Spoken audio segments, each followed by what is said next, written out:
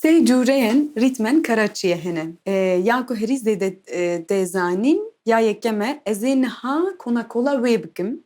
Pekî konakol çi ye? Konakol gava ti rîtmekê bi devê xwe bi awayeke melodîk dibêjî wek ku tum tak tik tak takîn ta tî tî ta tum takî taka dudu. Piranî hîndî vê bikartînin berî ku rîtme lê didin bi devê xwe dibêjin ji bo ku bawer dikin ku tu rîtmekê bi devê xwe nikaribêjî, nikarî lê bidî.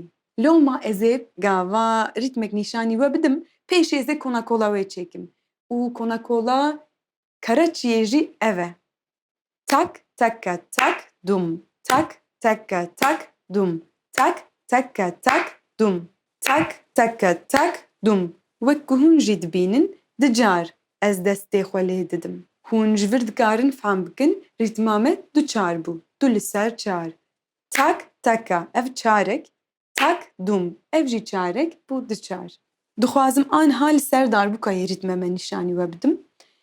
Cûreya yekem. Tak taka tak dum. Tak taka tak dum. Tak taka tak dum. Rast rast çep rast dum.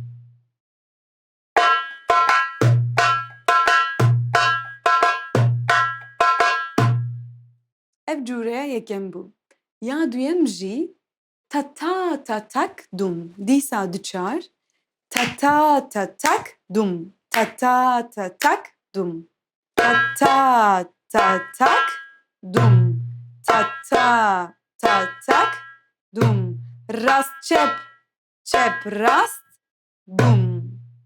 Gava hûn li dûma lê didin dîqet bikin destê xwe li ser çermê darbûkayê nezeliqînin. Destê xwe hemen rakin. Ez pir destê xwe ranakim niha lê li vir jî min cihek biçûk destê xwe radikim.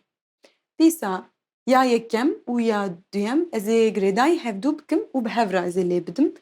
Tak taka tak dum. Ta ta ta tak dum.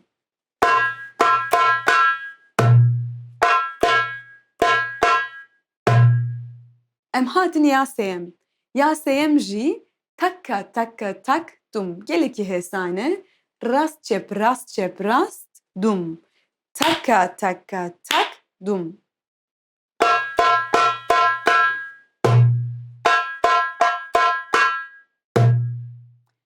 Niha hemûyan bi hev re ez ê lê bidim.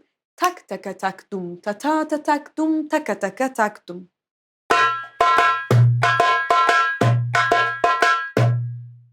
Gelekî hêsane. Lê gava ez bi stranekê re bi darbûkayê xwe lê didim, li bin dengê stranbêjan hinek dengê xwe kêm dikim. Gava bi vî şiklî bi dengekê bilind lê didim, pirsgirêk derdikeve. Divê mijarê da çîrokek min pir xweş heye dixwazim bi hisa wê bikim. Rojekê di wê demê de ez gelekî amatör bim, hê jî xwe amatör dibînim lê di wê demê de wek cûîkek bûm. Navê stranbêjê jî nabêjim. Stranek Kurdî distrand û ez jî li pişt wê bûm û li ser dikê min jî li rîtma Karaçiyê lê dida. û min bi vî şiklî lê dida bi dengê stranbêjî. Hema stranbêj kesek jin bû ez ê wê bêjim. Pişta xwe zîvirî û awirek hişk, awirek bi agir avet hema yani wek ku digot neellet li te were û li te û li darbûkayê te. Ketim bin erdê min li wir fehm kir ku li bin dengê stranbêjan divê tu dengê enstrûmanê xwe hinek, enstrûmanê rîtmê hinek kêm bikî. Loma gava piştî wê çîrokê îja ez hîn bûm ku rîtma Karaçiyê li bin dengê stranbêjan wisa nayê lêdan. Loma ez destê xwe ya çepê li ser darbûkayê dizeliqînim bi vî şiklî dengê darbûkayê hinek din kêm dikim û bas dikim. Binêrin.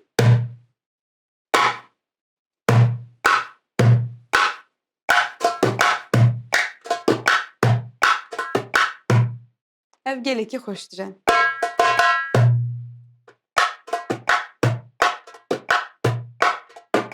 Ka em binêrin Bi stranê da Karaçî, rîtma Karaçî çawa tê lêdan.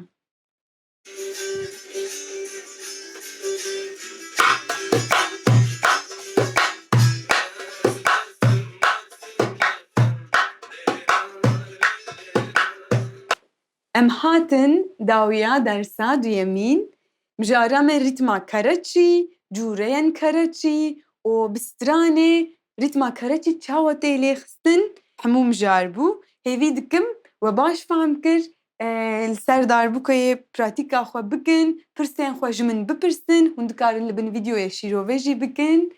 Hefteyek xweş hêvî dikim ji bo we. Bimînin xêr û xweşiyê de.